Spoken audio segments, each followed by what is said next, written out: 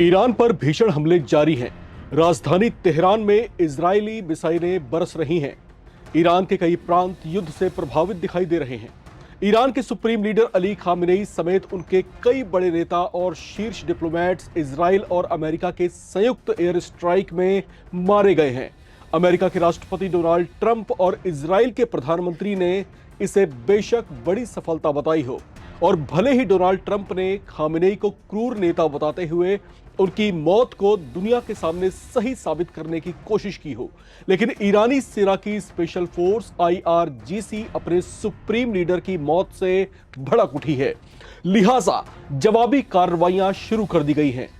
Khamenei ने अपने जीते जी अमेरिका और इजराइल को चेतावनी दी थी कि अगर उनकी एक भी मिसाइल ने ईरान को छुआ तो ईरान मिडिल ईस्ट के अलग अलग देशों में मौजूद अमेरिकी मिलिट्री ठिकानों को धुआं धुआं कर देगा।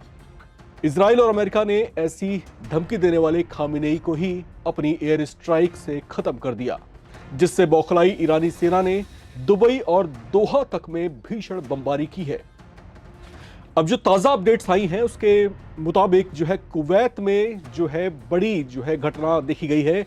यहाँ पर जो है अमेरिका के एक फाइटर जेट को ध्वस्त कर दिया गया है। इसके अलावा बहरीन में भी जो है कुछ इसी तरह के हालात दिखाई दे रहे हैं। वहाँ पर जो है मिसाइलों से हमले किए गए हैं। इस तरह की ताज़ा जानकारियां निकल के सामने आ रही हैं। इसके अलावा एक और बड़ी खबर यह है कि कुवैत में जो अमेरिकी दूतावास है उसके परिसर में भी बड़े हमले की और बड़े धमाके की जो है खबर आई है। हालांकि ये धमाका कितना बड़ा था, इससे कितना ज़्यादा नुकसान हुआ है, इस बारे में जो है अभी कोई औपचारिक जानकारी साझा नहीं की गई है। लेकिन ये बढ़ते हुए हमले कहीं ना कहीं दिखा रहे हैं कि ईरानी फोर्सेस किस तरीके से अब अटैकिंग मोड में आ चुकी है, जीरो टॉलरेंस मोड में अब पूरी तरीके से दिखाई दे रही है। ये तनाव की स्थिति पूरे गल्फ रीजन में जो है बढ़ती जा रही है। खाड़ी के दूसरे देशों में भी ईरानी हमलों का जो है खतरा इस समय मंडरा रहा है। लिहाजा सऊदी अरब, कतर, कुवैत, UAE, बहरीन और जॉर्डन ने मिलकर इस्लामिक रिपब्लिक ऑफ ईरान के खिलाफ अब एक साझा बयान जारी करते हुए उसे चेतावनी दे डाली है। मिडिल ईस्ट के इन 6 देशों ने ईरान पर बिना सोचे समझे और लापरवाही से किए जा रहे मिसाइल और ड्रोन हमलों की कड़ी निंदा भी की है। इन देशों ने कहा कि ईरान के हमलों का असर बहरीन, इराक, जिसमें इराकी कुर्दिस्तान इलाका भी शामिल है, इसके साथ साथ Jordan, Kuwait, Oman, Qatar, Saudi Arab और UAE पर भी पड़ा है। इन्होंने कहा कि ईरान के हमलों से खाड़ी देशों में रह रहे आम लोगों की जान को खतरा बढ़ गया है, जबकि आम इंफ्रास्ट्रक्चर को भी इससे नुकसान पहुंच रहा है। तो कुछ इस तरह के हालात इस समय पूरे मिडिल ईस्ट में तनाव को लगातार बढ़ाते चले जा रहे हैं। लगातार ईरान को चेतावनियां दी जा रही हैं कि वो अपने हमलों को नियंत्रित करे और बिना सोचे समझे की जा रही कार्रवाइयों को रोक दे, वरना इसका बहुत बुरा खामियाजा उसको भुगतना पड़ सकता है। लेकिन ईरानी आर्मी शायद आर या पार के मूड में है। शायद वो यहीं पर थमने वाली नहीं है, क्योंकि अली खामेनेई के शब्द शायद उनके कानों में गूंज रहे हैं।